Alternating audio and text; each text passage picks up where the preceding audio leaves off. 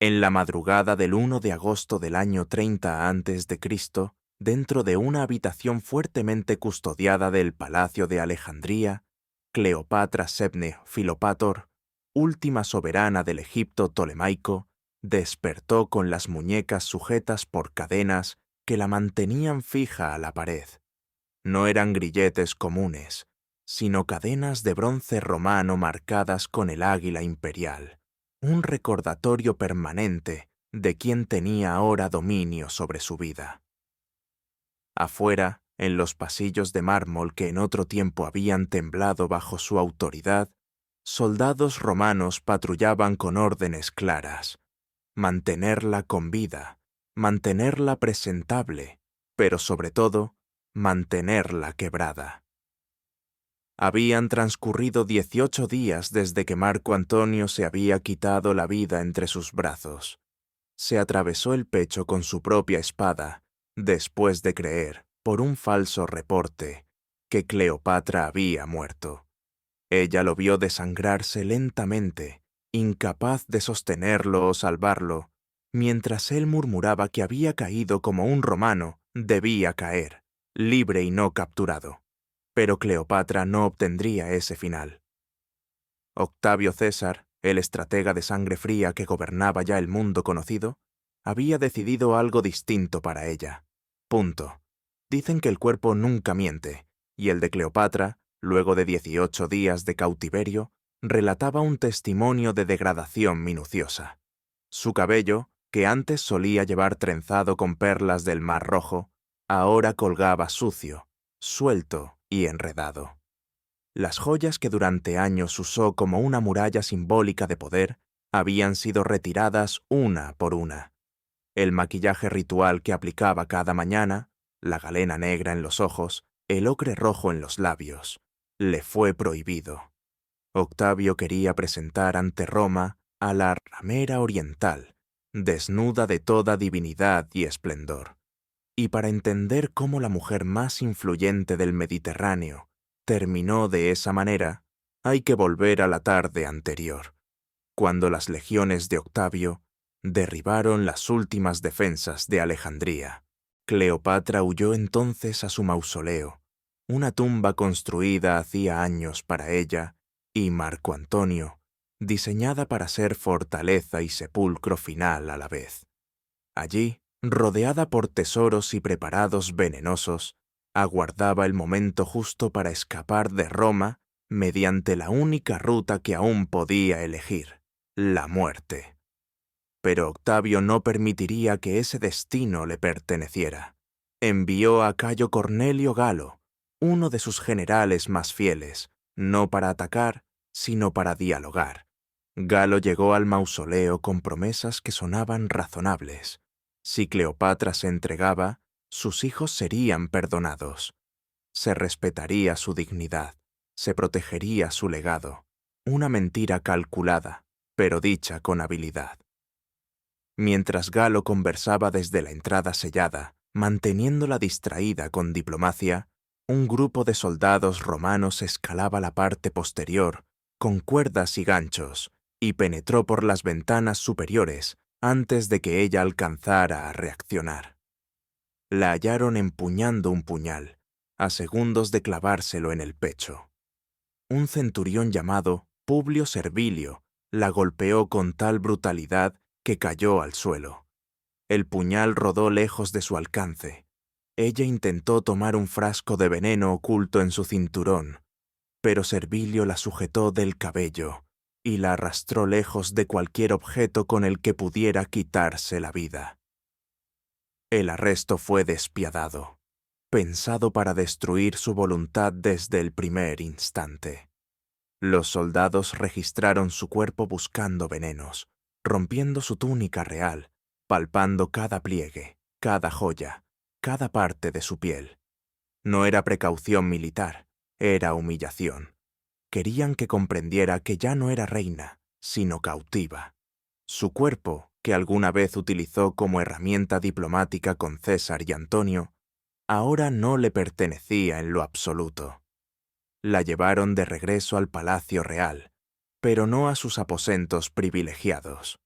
La encerraron en una sala estrecha, una habitación que antes servía para guardar archivos administrativos. Sellaron las ventanas, reforzaron la puerta con hierro, y 2 guardias quedaron apostados afuera bajo órdenes estrictas. Vigilarla sin descanso, impedir cualquier suicidio, informar cada gesto, cada movimiento.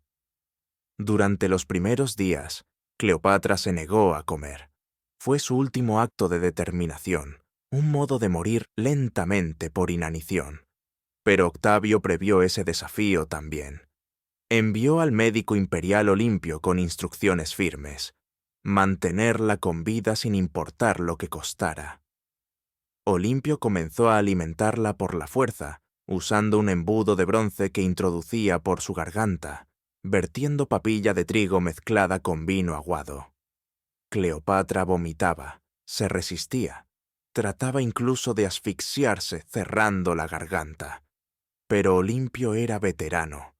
Había alimentado a gladiadores al borde de la muerte, a esclavos desesperados, a prisioneros que buscaban liberarse con el suicidio. Sabía la presión exacta, la medida justa de alimento para mantener con vida a alguien contra su voluntad. Tras 5 días de alimentación forzada, Cleopatra dejó de luchar, no por rendición, sino por agotamiento total. Su cuerpo quedó reducido a obedecer funciones básicas, sostenido artificialmente, vivo no por deseo, sino por manos ajenas. Eso era exactamente lo que Octavio buscaba: una Cleopatra consciente pero privada de libertad interna. El 6.º día, Octavio decidió verla en persona.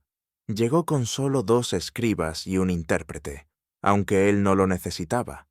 Cleopatra dominaba el latín a la perfección, además del griego, egipcio, arameo y otros 6 idiomas adicionales. Octavio hablaba únicamente latín, aunque esa limitación lingüística él la consideraba prueba de supremacía romana. Roma no tenía por qué aprender lenguas bárbaras. Los bárbaros eran quienes debían aprender latín. Los escribas registraron cada detalle de aquella reunión. Hoy solo quedan fragmentos en los archivos romanos, recortados y censurados, pero aún suficientes para reconstruir lo esencial. Octavio se acomodó en una silla traída especialmente para él, obligando a Cleopatra a mantenerse de pie. Con cadenas en las muñecas, el mensaje era evidente. «He venido a proponerte condiciones», dijo en latín, obligándola a responder en su idioma y no en el de ella. «Si cooperas, tus hijos vivirán. Si te opones, compartirán tu final». Cleopatra entendía muy bien la amenaza. Sus 3 hijos pequeños se encontraban en otra zona del palacio, también retenidos por los romanos. Cesarión, el hijo que tuvo con Julio César, había escapado semanas antes hacia el Alto Egipto, pero Alejandro Helios, Cleopatra Selene y Ptolemy Filadelfo, los hijos de Marco Antonio, estaban desprotegidos. Octavio los usaba como arma emocional, seguro de que Cleopatra, quien alguna vez mandó ejecutar a sus propios hermanos para asegurar el trono, tendría un punto débil cuando se trataba de sus hijos. «¿Qué deseas?», preguntó Cleopatra con la voz firme pese a las cadenas. «Rendición, humillación y tu tesoro», contestó Octavio sin rodeos. «Las riquezas de Egipto, oro de Nubia, perlas del Mar Rojo, piedras preciosas, se habían convertido en moneda de presión. Octavio necesitaba con urgencia las riquezas egipcias. Había gastado fortunas en la guerra civil contra Marco Antonio. Sus legiones reclamaban recompensa. Roma necesitaba botín. Egipto era la última reserva capaz de llenar esa demanda. Pero Cleopatra, aún prisionera, había ocultado parte del tesoro. Octavio lo sabía. Necesitaba forzarla a revelar los escondites. Cleopatra comenzó a negociar. Por cada cámara revelada, pedía algo menor: un breve contacto con sus hijos, ropa limpia, acceso a antiguas sirvientas.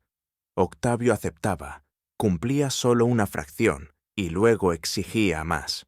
Era un juego de poder entre dos mentes calculadoras de su tiempo, con la única diferencia de que uno poseía ejércitos y la otra solo cadenas. Durante esos días, Cleopatra sufrió humillaciones diseñadas para quebrar su identidad de reina diosa.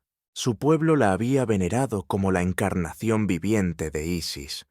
Los romanos necesitaban deshacer ese mito. En el 9º día, Olimpio le practicó un examen médico completo, en teoría para verificar su salud. En realidad, era una confirmación escrita de su mortalidad. Olimpio midió su estatura, peso, revisó sus dientes como quien inspecciona ganado. Anotó cicatrices de sus 3 embarazos. Los escribas lo consignaron todo. Sujeto femenino, 39 años, altura 1,52 metros, complexión delgada por desnutrición reciente, cabello negro con canas tempranas, signos claros de estrés prolongado. Aquel informe sería utilizado más tarde en Roma para desacralizarla. No era diosa, anunciarían los oradores de Octavio. Era una mujer común, pequeña, envejecida, una necropsia simbólica aún en vida. Al día 12 le permitieron ver a sus hijos durante 30 minutos. Fue quizá el momento más cruel de su cautiverio.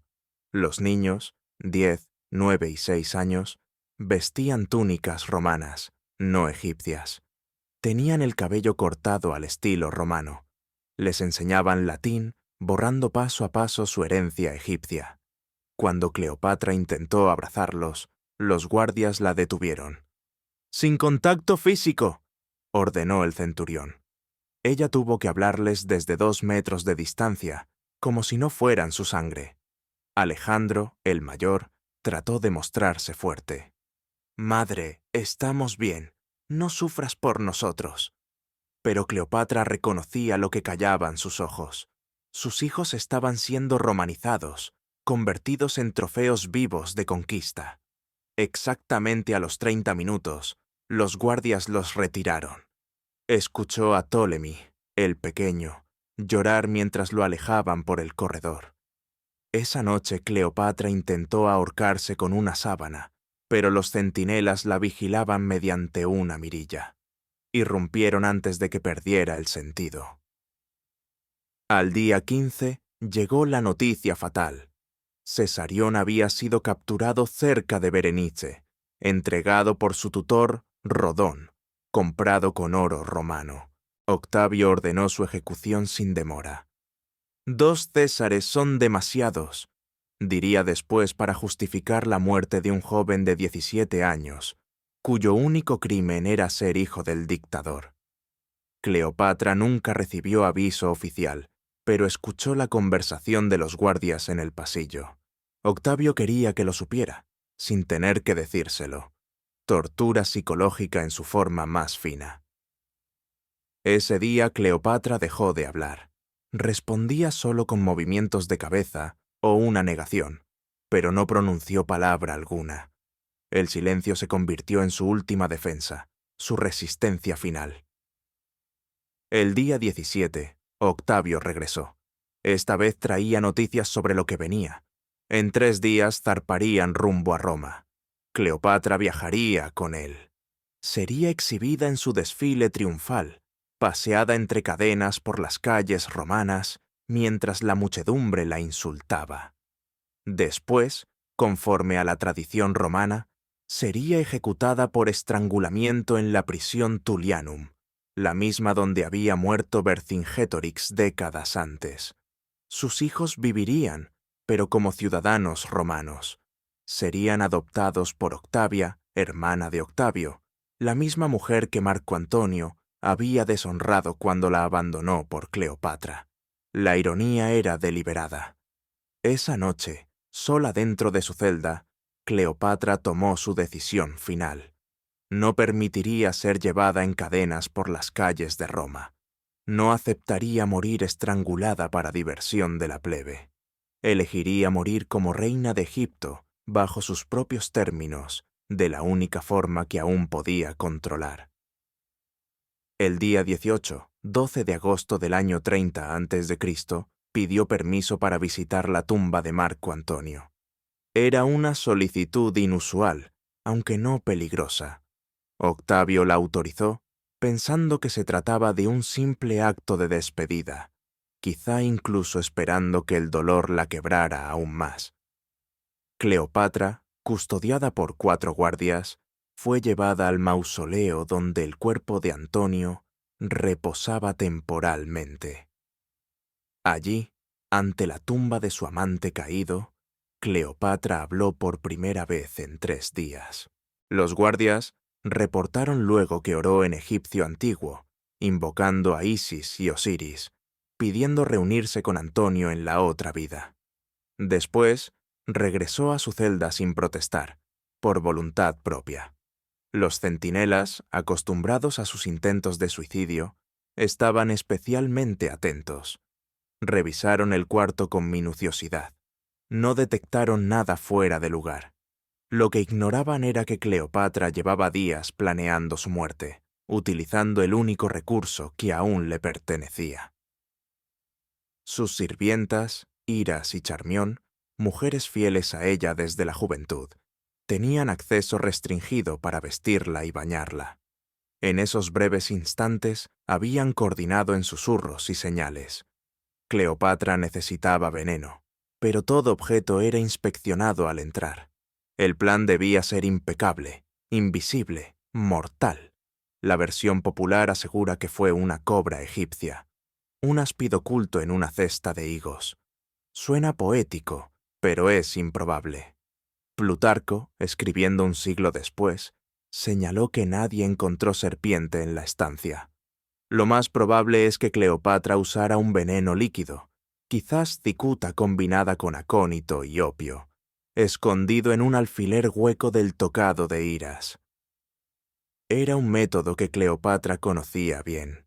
Como reina había estudiado toxinas, probándolas en prisioneros condenados para hallar la muerte más rápida y menos dolorosa. Cerca de las 3 de la tarde, Hiras y Charmión la ayudaron a vestirse con sus ropas reales, obtenidas sobornando a un guardia con promesas que jamás cumplirían. Fue su última metamorfosis. Cleopatra, tras 18 días como cautiva despojada, volvió a presentarse como faraona. Túnica de lino real, uraeus de oro en la frente, cetro y látigo cruzados sobre el pecho. Escribió un mensaje conciso destinado a Octavio, que deseaba ser sepultada junto a Marco Antonio. Luego, con Hiras y Charmión a cada lado, Cleopatra tomó el veneno. La muerte causada por cicuta y acónito es rápida, aunque no instantánea. Los músculos se inmovilizan poco a poco, empezando por las extremidades hasta llegar al corazón y los pulmones. La lucidez permanece casi hasta el final. Cleopatra tuvo tiempo para recostarse en su lecho funerario, acomodar su túnica y cerrar los ojos. Hiras murió primero, desplomándose a sus pies. Charmión resistió unos minutos más, lo suficiente para ajustar la corona sobre la cabeza de Cleopatra, cuando los guardias entraron al fin. ¿Esto es lo que corresponde?, gritó un soldado enfurecido, observando los cuerpos. Charmión, con el último hilo de vida, respondió: «Perfectamente hecho, y digno de una hija de tantos reyes», y cayó muerta. Los guardias corrieron a informar a Octavio. Él llegó alterado, no por pena, sino por frustración. Su triunfo había sido arruinado. Sin Cleopatra viva, el espectáculo central desaparecía. Mandó llamar a Olimpio para intentar reanimarla, pero ya era imposible. Cleopatra había ganado su combate final. Octavio ordenó una investigación completa. Torturaron sirvientes, interrogaron guardias, examinaron cada objeto en la estancia. Jamás descubrieron cómo obtuvo el veneno. Ese secreto quedó enterrado con Hiras y Charmión. Cleopatra fue sepultada junto a Marco Antonio, tal como deseó. Octavio cumplió aquel deseo, quizá el único gesto cercano al respeto que tuvo durante todo el cautiverio. La tumba jamás ha sido encontrada. Algunos arqueólogos creen que yace bajo la Alejandría moderna. Otros piensan que pudo ser destruida por terremotos, pero su ausencia en el mapa parece, de algún modo, adecuada. Cleopatra escapó de Roma con el cuerpo en la muerte, de la misma manera que había intentado escapar políticamente en vida. Los hijos que sobrevivieron fueron trasladados a Roma y criados bajo supervisión de Octavio. Alejandro Helios desaparece de los registros durante su adolescencia, probablemente eliminado en secreto por orden de Octavio cuando alcanzó edad suficiente para ser una amenaza. Cleopatra Selene fue entregada en matrimonio al rey Guba II de Mauritania, un destino mejor que el final, aunque igualmente un exilio adornado. Ptolemy Filadelfo murió joven, sin causa registrada. La versión oficial romana sobre Cleopatra fue implacable. La describieron como seductora manipuladora, hechicera oriental y una ramera capaz de corromper a dos grandes romanos. Esa imagen prevalecería durante siglos.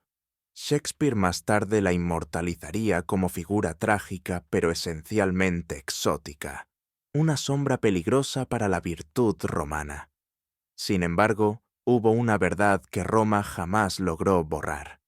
Cleopatra gobernó Egipto 21 años en una época donde las mujeres no gobernaban. Negoció con Roma como igual. Concibió hijos con dos de los hombres más poderosos del imperio, y cuando la caída fue inevitable, decidió por sí misma cómo morir. Octavio se convertiría en Augusto, primer emperador romano, y gobernaría 40 años adicionales. En su mausoleo en Roma, entre estatuas que celebran conquistas, la ausencia de Egipto es notable. No fue olvido, fue decisión consciente. Cleopatra lo venció en el único terreno que importaba, la narrativa de su muerte. Si esta historia te tocó, compártela no por morbo, sino por memoria. Olvidar cómo los imperios reescriben a los vencidos es permitir que el poder decida siempre la verdad. Suscríbete para más relatos donde las mujeres poderosas desafían imperios, donde la muerte se convierte en acto de resistencia y donde el vencedor no siempre dicta el legado final.